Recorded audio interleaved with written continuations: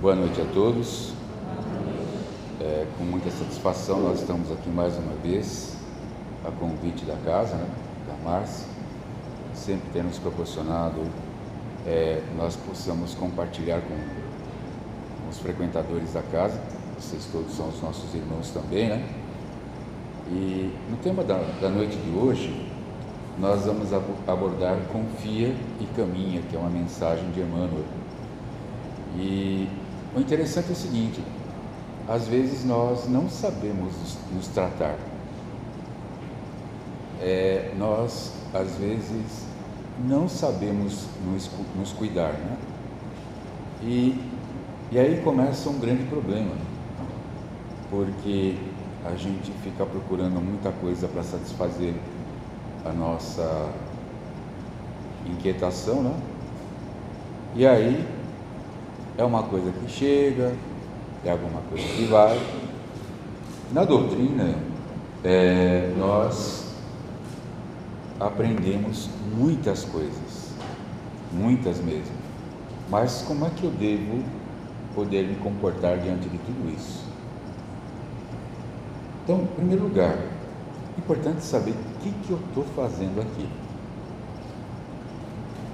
O que eu vim fazer aqui? Né? Então, Emmanuel, nessa mensagem, nos coloca assim: a existência na Terra é comparável a uma viagem de aperfeiçoamento, na qual necessita seguir adiante ao lado de nossos companheiros da jornada evolutiva.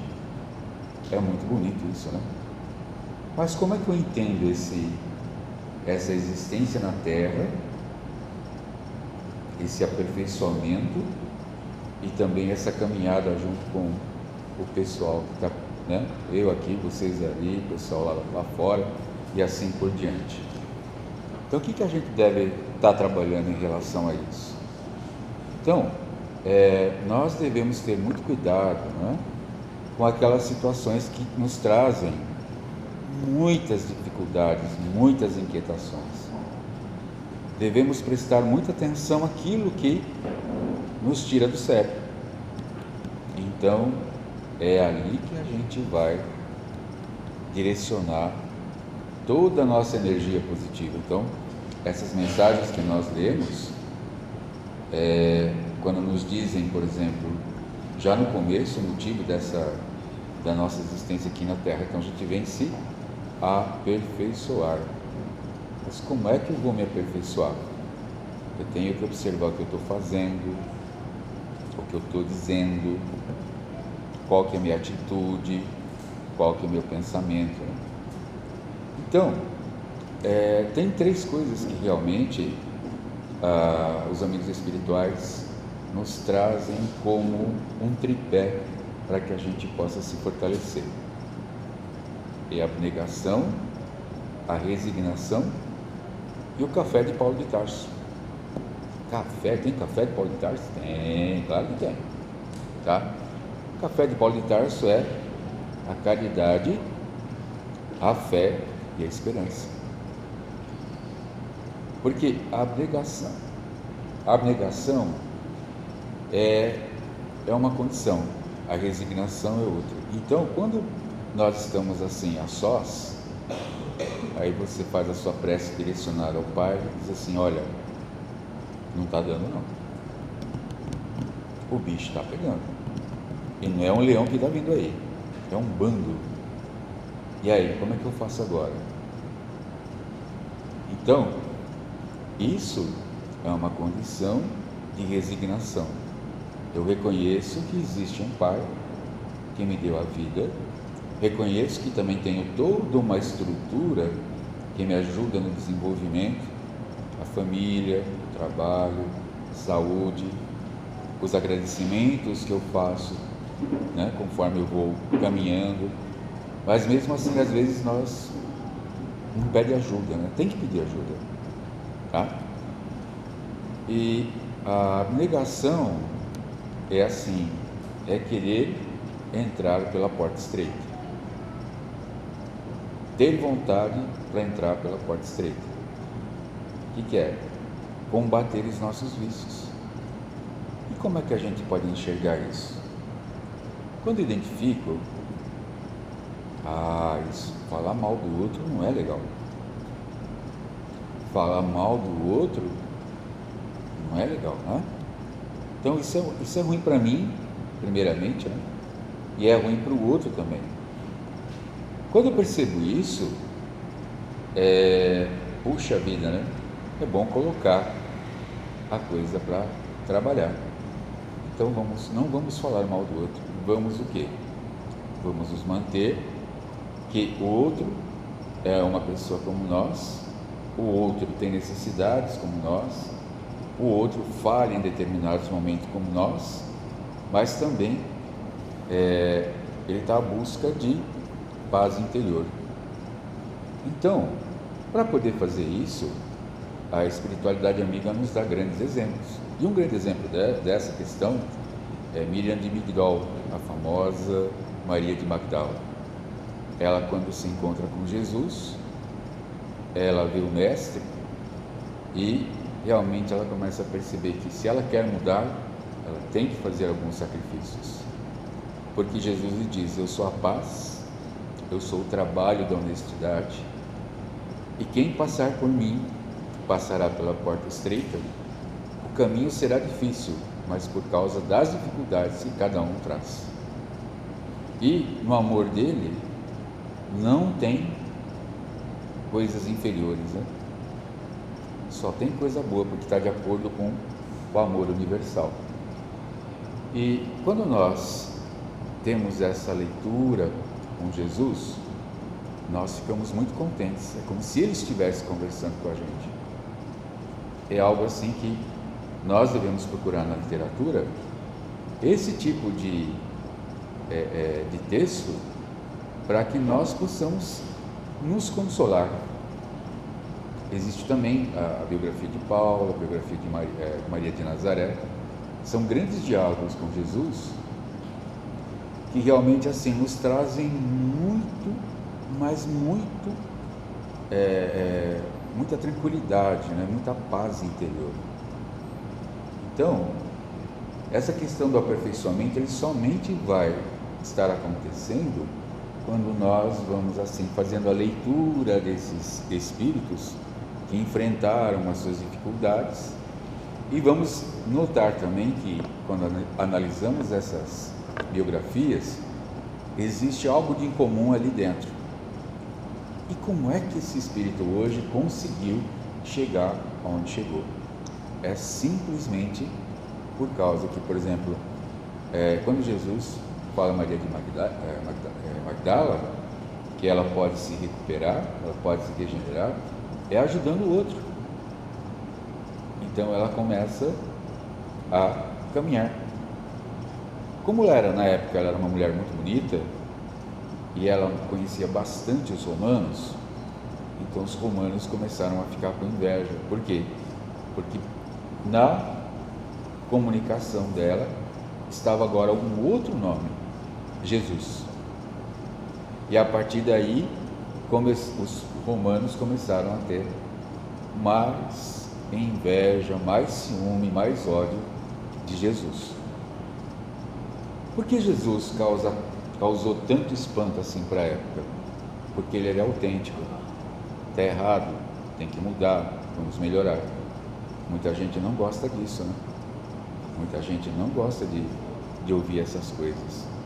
Por exemplo, nós, quando alguém fala assim: nossa, você é orgulhoso, você é egoísta. Eu egoísta? Imagina, né? Imagina que eu sou egoísta. Eu amo minha família. Aí vai ver assim: você empresta seu carro? Não. Tá? Aí já começa a ter toda uma história, né? Então, muitos desconhecem, no entanto, Deus sabe quem és. Deus nos conhece muito bem. Tem muita gente que fala assim: eu oro para Deus e Ele não me atende, então Ele me esqueceu. Não, Ele não vai te dar coisas que vão atrapalhar a tua jornada. Ele vai te dar sim entendimento, condições para você poder passar por isso. E tem certos momentos que a prova ela é muito difícil. Por que ela é difícil? Já passou por várias situações que nós, deixa para depois, pendura essa conta aí, né? Todo dia é o dia do pendura. Só que vai chegar um certo momento que a conta vem. Então aí papai do céu fala assim, Jimmy, esse negócio é o seguinte, não dá mais para adiar essa conta. Aí o boleto vem, né? E aí o que acontece? Tem que passar, não tem jeito. Então aí a gente começa a falar assim, mas eu não consigo superar tudo isso. Consegue, tá? Que Jesus fala para Maria de Magdala que ela tem que ter confiança em si e que tem que ter confiança também no próximo, porque assim ela começa a dar o carinho, e o carinho também ela vai receber. Todos os amigos que nós temos, vocês podem ver, a gente se encontra num determinado momento, quando se encontra de novo, não é isso? A gente tem aquele carinho, aquela paz por eles. Em qualquer lugar acontece isso. Por que acontece isso? Porque somos simpáticos, são pessoas que conosco têm uma certa sintonia, né? Então muitos menosprezam, contudo Deus não te abandona. Muitos te hostilizam, mas Deus te apoia. Isso acontece também. Muitas vezes não tem como buscar apoio e nós temos que nos apoiar em quem? Em Jesus, na espiritualidade amiga. Muitos te reprovam em circunstâncias difíceis, no entanto Deus te abençoa. Uma delas que a gente pode ver é Maria de Magdala. Era uma mulher muito bonita, que ela buscava um amor, mas era uma mulher da vida, né? A gente conhece isso. Então Jesus não fechou as portas para ela, a resgatou. Tanto é que quando Jesus, após o Calvário, ela é a primeira a receber a mensagem de Jesus. E é interessante que essas condições todas, nós aprendemos bastante uma coisa, que é o sentimento, né? Esses espíritos trazem um sentimento muito forte em relação a isso. A mesma coisa acontece com Maria de Nazaré. Ela já era um espírito já evoluído. Jesus a escolheu para que ela pudesse vir como sua mãe, mas na hora que realmente ele aparece para ela, ela praticamente sente saudades dele, né? E ele diz assim: Senhor, eu não tenho coragem de te chamar de meu filho, mas eu considero meu pai. Então essas condições, às vezes quando você está fazendo a leitura, você vai chorar, né? Vai se sensibilizar. Mas por quê? Porque essa é a verdadeira vida. Então não adianta, por exemplo, nós queremos conhecer o bem se nós ainda temos coisa ruim dentro de nós. Mas à medida que vamos superando isso, o bem vai se libertando. Ele começa a ganhar consistência, começa a ganhar um corpo, um formato, começa a ganhar um peso, começa a ganhar uma força dentro de cada um de nós. Agora, de que maneira que a gente pode fazer isso? Por exemplo, às vezes tem muita gente que busca aplauso, né? Tá certo? Mas tem muita gente que não sabe colocar uma cadeira para alguém, e às vezes esse alguém coloca uma cadeira, a pessoa senta e não reconhece que alguém colocou aquela cadeira para ele ou para ela. Então nós temos que nos habituar a não sermos reconhecidos. Por quê? Porque nós facilitamos a vida de alguém colocando aquela cadeira.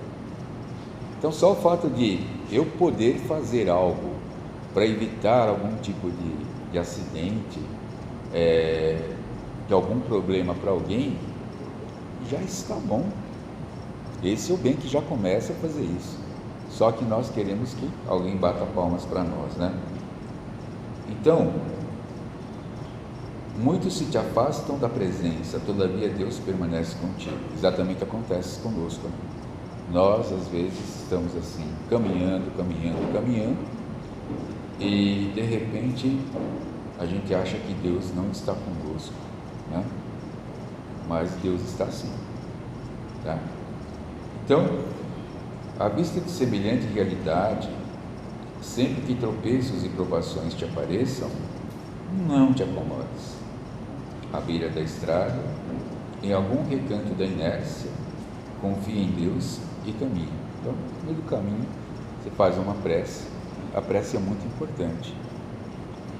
Você pode dizer assim: mestre, não está dando não, está difícil, me ajuda. Pronto. Falou de coração? Perfeito.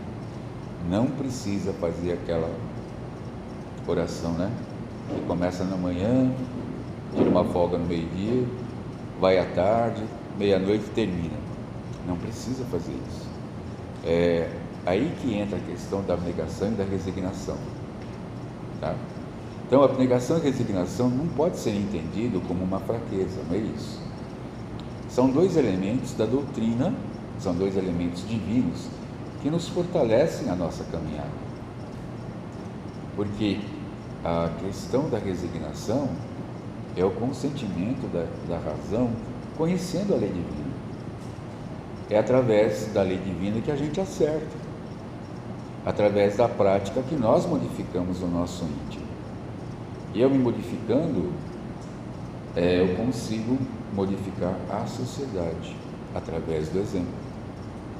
Mas nós todos temos que fazer a nossa parte.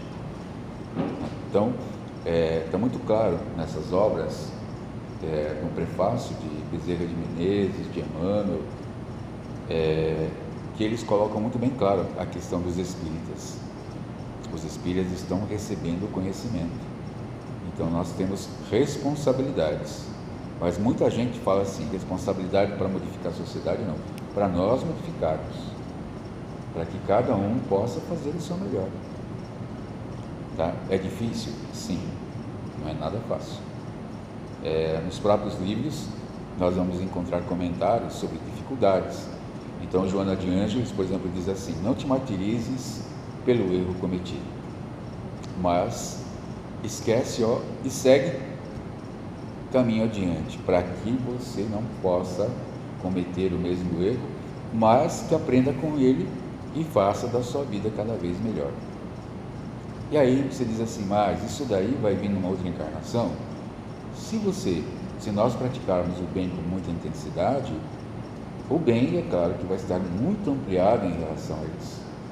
Talvez, num certo momento, nós venhamos para poder passar pela situação, mas possivelmente vai ser um pedido nosso.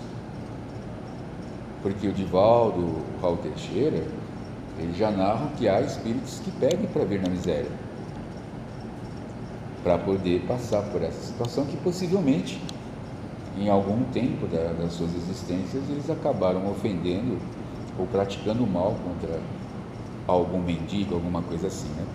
Então eles querem passar por isso para que possam testar realmente a miséria. Então, nós todos temos que ter ali, uma questão de aproveitar os custos que nós temos na casa, fazer o evangelho no lar, conversar com todo mundo que tem, porque assim, às vezes nós chegamos aqui na casa, aí oi, bum, vai todo mundo embora, né? Nós temos que ser fraternos, e essa fraternidade nós vamos estar levando para todos os campos. E até vou comentar uma coisa sobre a questão de fraternidade, né?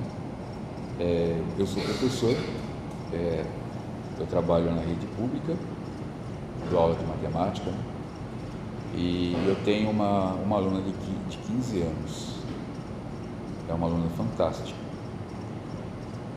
Eu pedi para ela poder fazer um trabalho, e ela me entregou na data, era para junho, me entregou uma semana depois. Ela fez todo tipo de trabalho, e ela sozinha apresentou o trabalho. Aí eu perguntei assim para ela: mas você fez tudo sozinho? Não. A Joaninha fez a parte fabril, a Mariazinha fez a parte da parte da administração, a Joaninha ajudou nisso, a Betinha ajudou naquilo outro. Então a gente começou a perceber que ela não chamou atenção só para ela, mas ela deu crédito para as outras 3 colegas de sala que fizeram trabalho com ela, e começou a detectar também dentro desse trabalho as características individuais de cada uma, as descreveu perfeitamente em que setor cada uma poderia estar trabalhando, né? Então, por que acontece isso? Simplesmente porque tem uma mãe que compartilha conhecimento com ela. A mãe não discute, a mãe conversa com ela. Olha só como que ela influencia a sociedade, né? Então ela traz esse comportamento de casa, sabe planejar, sabe desde os 6 anos ela sabe o que ela vai fazer todo dia. Ela tem uma agenda, né? Escola, tarefa de casa. Então, quer dizer, é o tipo de pessoa que praticamente já está chegando a um determinado ponto de maturidade, que é muito para a idade dela, hoje, né? Mas ela contamina as pessoas pelo jeito que ela é. É o jovem, né? A gente encontra às vezes alguns jovens que realmente não apresentam essa característica. E eu peço assim para ela: e aí, o que você está achando de mim? No primeiro dia de aula, ela não gostou de mim. Ela não foi com a minha cara, achou que era um sargentão. Mas depois, conversando, né, aí ela começou a opinar, e aí a gente começou a conversar mais tranquilo. Então é isso que realmente é o nosso papel, né? Eu sempre digo para elas assim: as mudanças que vocês causam com aquilo que eu passo para vocês é mérito de vocês, é glória de vocês. Então vocês têm que saber se avaliar, têm que saber quais são as habilidades que vocês têm para poder enfrentar um mercado de trabalho, para poder enfrentar as próprias dificuldades e as dificuldades também de quem não entende vocês. Então, é assim que a gente consegue fazer com que as pessoas nos escutem. Agora, tudo isso, para mim, é uma oportunidade de aplicação do Evangelho dentro daquilo que eu estou colocando, e que a gente consegue colher muitas coisas. Então eu consigo ser útil, consigo entender as minhas habilidades, mas eu dou graças a Deus por essa oportunidade que me dá de crescimento, né? De regeneração. Possivelmente eu maltratei em épocas passadas.